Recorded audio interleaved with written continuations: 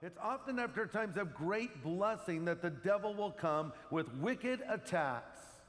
Consider that Israel had been delivered from the bondage of Egypt, a glorious day, but no sooner had that happened than the Pharaoh and his army were in hot pursuit.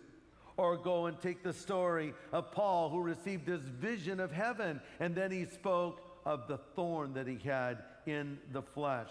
And here's what we need to know. Sometimes we're more vulnerable after the flush of blessing and victory. When we are the most exhilarated with success, we are also the most vulnerable to pride, you see.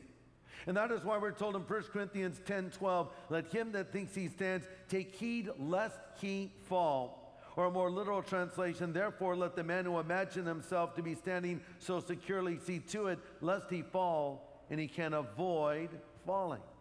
And that's good news. You can avoid falling. Temptation will always be graded to the fiber of your life. God will never give you more than you can handle.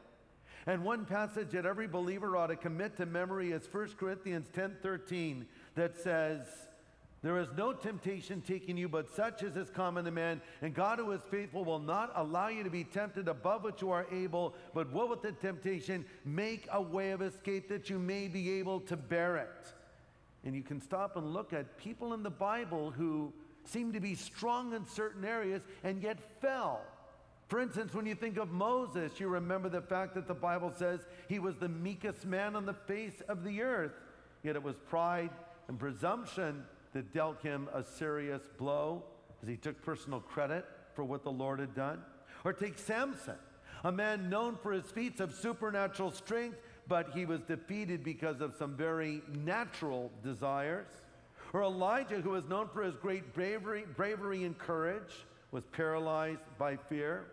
And finally, Simon Peter discovered in the very area he believed himself to be the strongest, he was actually the weakest.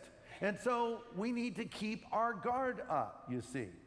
And we need to always be aware of the fact that we could fall prey to temptation.